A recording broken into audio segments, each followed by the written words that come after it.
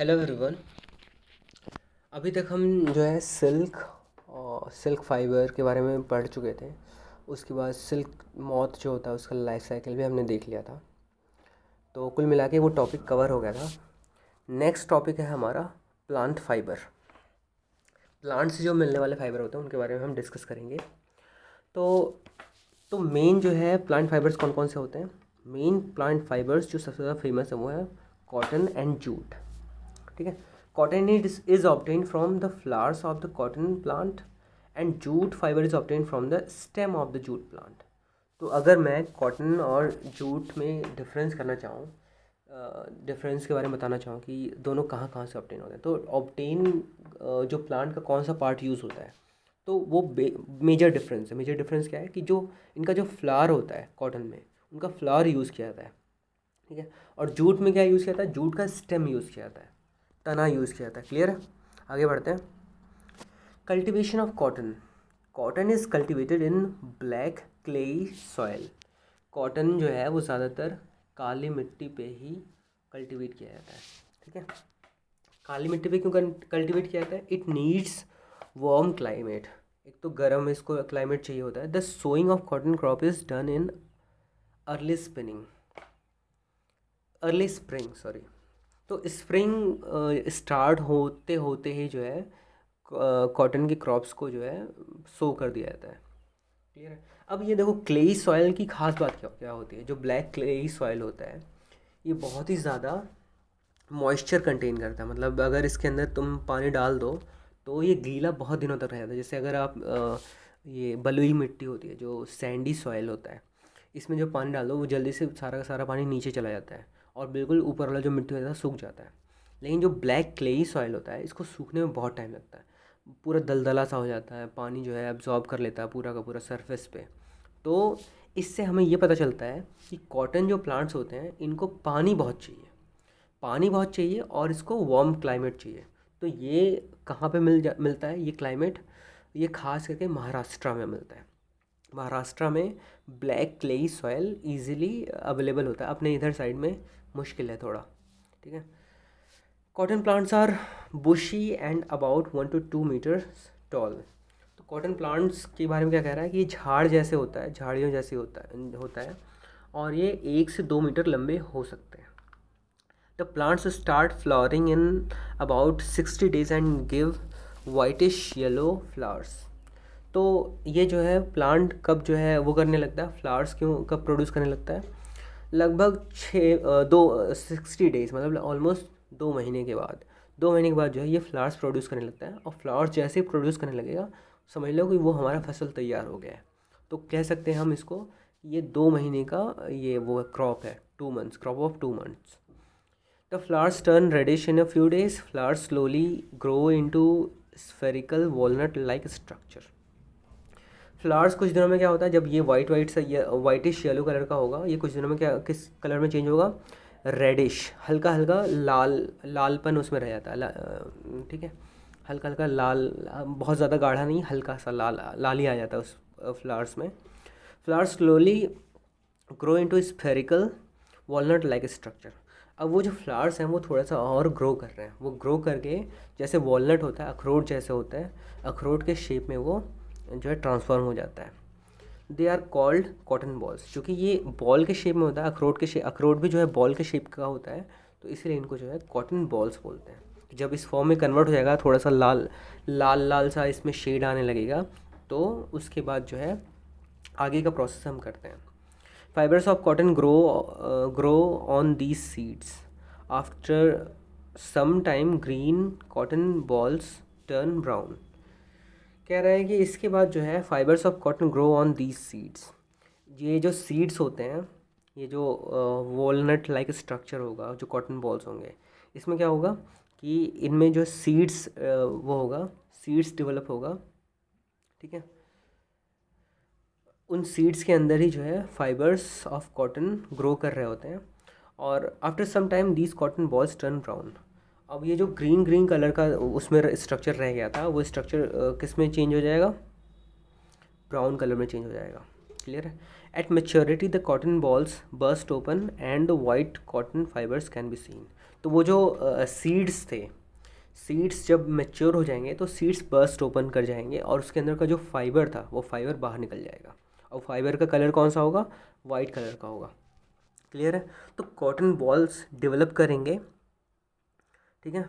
वो cotton balls seeds के अंदर डेवलप कर रहे होते हैं। सीड्स पहले ग्रीन कलर का होगा और वो फिर ग्रीन कलर का जो सीड होगा वो कुछ दिनों के बाद ब्राउन कलर में चेंज हो जाएगा, और ब्राउन कलर का जब चेंज हो जाएगा उसके बाद कुछ दिनों के बाद जो है वो फट जाता है, वो जो सीड होगा फट जाएगा, उसके अंदर से वो फाइबर्स निकलते हैं। क्लियर है। आगे बढ़ते हैं। Processing of cotton. Processing of cotton में सबसे पहला प्रोसेस है गिनिंग। गिनिंग प्रोसेस के बारे में क्या कह रहा है, तो cotton picked up from the plants has seeds in it. The process of removing cotton seeds from pods is called ginning. Ginning was traditionally done by hand. Nowadays machines are used in ginning. तो ginning process जो है, इस process में क्या हो रहा है कि जब वो जो कॉटन बॉल्स थे, जो सीड्स थे, जब वो ओपन हो रहे होंगे, जो फट के जो है उसमें से फाइबर्स बाहर निकल रहे होंगे, तो उसको हम जो है वहाँ से तोड़ लेते हैं, प्लग कर लेते हैं। प्लग कर लेंगे तो उसके अंदर कई सारे सीड्स रह जाते हैं, ठीक है। और ख़ास करके सारे के सारे कॉटन बॉल्स में आपको सीड्स मिल जाएंगे। तो अब क्या होता है कि पहले के टाइम में ये था कि बहुत ज़्यादा टेक्नोलॉजी वगैरह नहीं था, तो टेक्नोलॉजी जब नहीं था तो उन सीड्स को हाथ से सेपरेट करना होता था। अब के टाइम में अभी थोड़े से मशीन्स वगैरह आ गए हैं।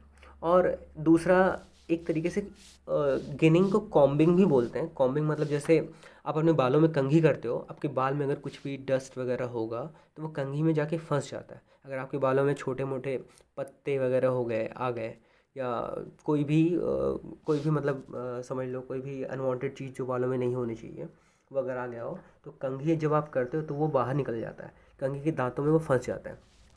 गिनिंग प्रोसेस में भी ऐसे ही कुछ होता है। एक ऐसा मशीन होता है जिसमें ऐसे दांत बाहर निकले होते हैं, ठीक है। ऐसे दांत बाहर निकले होंगे, ढेर सारे एक दूसरे के अगल बगल में होते हैं, और उन्हीं को जो है चलाना होता है ये इसके कॉटन बॉल्स के ऊपर। तो जो भी सीड्स होंगे वो बाहर निकल आए, वो इसमें फंस जाते हैं, और बाकी जो बचा रहता है वो सारा फाइबर होता है। क्लियर है। आगे है स्पिनिंग। स्पिनिंग में कह रहा है the process of making yarn from fibre is called spinning. The process of making yarn from fibre is called spinning. तो वही मैंने पहले भी बताया हुआ था और अभी वापस से बता रहा हूँ कि अगर आपने कॉटन बॉल्स लिए हुए हैं, कॉटन बॉल्स का एक तरफ जो है, एक तरफ का हिस्सा, एक एंड जो है एक हाथ से मैंने पकड़ लिया, एक हाथ के अंगूठे से और उस अंगूठे के बगल वाली उंगली से पकड़ लिया, और दूसरा साइड जो है, दूसरा एंड दूसरे हाथ के अंगूठे से और उसके बगल वाली उंगली से अगर मैंने पकड़ लिया, और एक तरफ से उसको अगर मैंने ऐंठना स्टार्ट कर दिया, उसको स्पिन करना स्टार्ट कर दिया, कुछ टाइम के बाद वो जो है धागे के फॉर्म में कन्वर्ट हो जाता है। तो वही सेम प्रोसेस इसमें भी होता है। The process of making yarn from fibre is called spinning. तो उसमें भी स्पिनिंग हो रहा है। स्पिनिंग मतलब घूमना, एक ऐसा प्रोसेस हो रहा है जिसमें कुछ ना कुछ घूम रहा होगा। तो ये फाइबर्स होते हैं, कॉटन के फाइबर्स, उन्हीं को घुमाया जा रहा होता है, ठीक है। The raw cotton is supplied to industry in the form of bales. तो रॉ कॉटन को किस फॉर्म में सप्लाई किया जाता है, बेल्स के फॉर्म में, ठीक है। इंडस्ट्री में सप्लाई किया जाता है, फिर उसके बाद जो है वो आगे की फर्दर प्रोसेस जो है इंडस्ट्रीज़ में ही होती है। Steps in making cotton yarn. Cotton yarn बनाने में कौन कौन से स्टेप लगते हैं उसके बारे में बोला हुआ है। The raw cotton is loosened and cleaned to remove straw and dried leaves. तो रॉ कॉटन जो होता है, जो कच्चा कॉटन होता है, उसको जो है ढीला किया जाता है, उसमें उसके जो रेसे हैं उनको अलग किया जाता है, उसको जो है साफ़ किया जाता है, उसमें से जो स्ट्रॉ होगा, ड्राइड लीव्स होंगे, जो भी मतलब अनवांटेड चीज़ें जो मुझे फाइबर के अलावा जो भी चीज़ें मुझे मिल रही हैं वो सारे के सारे अनवांटेड चीज़ें हैं, उनको रिमूव किया जाता है, ठीक है। उसके बाद the cleaning cotton is then fed into a machine. The clean cotton, जब कॉटन साफ़ हो चुका होगा उसके बाद उसको एक मशीन में डाला जाता है। The cotton fibre are combed, ठीक है।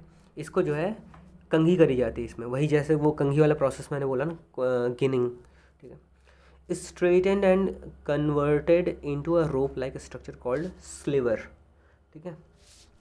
तो अब क्या है कि स्पिन वगैरह प्रोसेस हुआ होगा, स्पिन प्रोसेस करने के बाद इसको जो है रोप लाइक स्ट्रक्चर में कन्वर्ट कर दिया जाता है, ठीक है। पहले इसको सीधा किया जाता है, फिर उसके बाद इसको रोप लाइक स्ट्रक्चर में बनाया जाता है। सीधा अगर हम नहीं करेंगे तो रोप लाइक स्ट्रक्चर बनाना थोड़ा सा मुश्किल होगा, ठीक है। पहले सीधा करते हैं, पहले उसको जो है उसमें कंघी करते हैं, फिर उसको सीधा करते हैं, फिर उसके बाद जो है रोप लाइक स्ट्रक्चर में कन्वर्ट कर देते हैं, जिसको बोला जाता है स्लीवर। क्लियर है? The sliver of cotton fibre is converted into yarn by spinning using machines, ठीक है। तो यार्न में कैसे कन्वर्ट होता है, वो जो रोप्स थे उन रोप्स को क्या किया जा रहा है, उन रोप्स को जो है स्पिन किया जा रहा है, स्पिन करके जो है मशीन कैसे कर रहे होंगे हम, मशीन्स का यूज़ करके। जब मशीन्स का यूज़ कर लेंगे उसके बाद वो जो है प्रॉपर हम जो है उसको कॉटन फाइबर के फॉर्म में कन्वर्ट कर सकते हैं, कॉटन या फैब्रिक के फॉर्म में भी हम कन्वर्ट कर लेते हैं उसके बाद, ठीक है। आगे बढ़ते हैं, प्रोसेसिंग ऑफ कॉटन। तो सबसे पहला प्रोसेस है वीविंग, ठीक है। वीविंग प्रोसेस में कह रहा है कि the process of arranging two sets of yarns together to make a fabric is called weaving. तो 2 सेट्स ऑफ यार्न्स हैं, उनको अगर मैं अरेंज कर रहा हूँ, ऐसे अरेंज कर रहा हूँ कि उससे हमें फैब्रिक मिल जाए, तो उसी प्रोसेस को क्या बोलते हैं, weaving. The big reels of yarn are called bobbins. तो मैंने पहले भी बोला हुआ था बॉबिन्स के बारे में। तो बिग रील्स जो होते हैं, तो जैसे हमारे यहाँ पे जो बॉबिन्स आते हैं वो छोटे छोटे होते हैं, जैसे वो धागे के वो होते हैं ना, इतने बड़े से होते हैं, ऐसे ऐसे होते हैं, और उसी में जो है धागा लपेटा होता है ढेर सारा, तो वो छोटे बॉबिन्स होते हैं। जो बड़े बड़े से होते हैं बॉबिन्स, उस पे जो है यार्न को जो है वो किया जाता है, उसको जो है उसके ऊपर ऐसे लगाया जाता है, उसमें जो है फंसाया जाता है, या फिर उसमें बॉबिन भरा जाता है, ऐसे बोलते हैं। These bobbins are used for weaving the cloth. तो इन्हीं बॉबिन्स का यूज़ किया जाता है कपड़ों को बुनने के लिए। आपने कई सारी जगहों पे अगर आपको मौका मिला होगा तो आप देख सकते आपने देखा होगा, आपने रियलाइज़ करा होगा। अगर आपने रियलाइज़ नहीं करा है तो आप जाके एक वीडियो वगैरह भी देख सकते हो कि कैसे जो है क्लोथ्स को कैसे वीव किया जा रहा है बॉबिन्स का यूज़ करके, ठीक है। आपको मिल जाएगा easily. Cloth is woven on looms. Hand loom होता है जो हाथ से बुनाई होती है, और एक मशीन लूम होता है जो मशीन पे बुनाई होती है, ठीक है। After that they bleached and dyed to give a finish. तो पहले तो उसको जो है पहले बुनाई हो जाती है, उसको जो है शीट्स के फॉर्म में कन्वर्ट कर दिया जाता है, उसके बाद जो है उसको डाई किया जाता है। Knitting can be done by hand and machine. Knitting जैसे आपके घर में जो स्वेटर वगैरह बुनाई होती है, उस स्वेटर की बुनाई अगर मम्मी लोग कर रही हैं तो उस प्रोसेस को निटिंग बोलते हैं, क्योंकि उसमें हैंड्स का यूज़ हो रहा है, ठीक है। Just 2 yarns are used in knitting while more than 2 yarns are used in weaving. तो यही डिफरेंस है निटिंग एंड वीविंग में। वीविंग में क्या होता है कि ऐसे ढेर सारे धागे हैं, उनको जो है ढेर सारे धागों के ऊपर ऐसे डाल दिया, ठीक है। तो ऐसे जो है हमें एक कपड़े का टुकड़ा मिल जाता है। लेकिन जो निटिंग प्रोसेस में सिर्फ और सिर्फ 2 ही यार्न्स हम यूज़ करते हैं। आपने देखा होगा अपने घरों में, sweater, socks, scarfs and caps are knitted from the wool. सबको पता है ये चीज़, ठीक है। आज के लिए इतना ही रहने देते हैं, बाकी कल कंटिन्यू करेंगे। Thank you.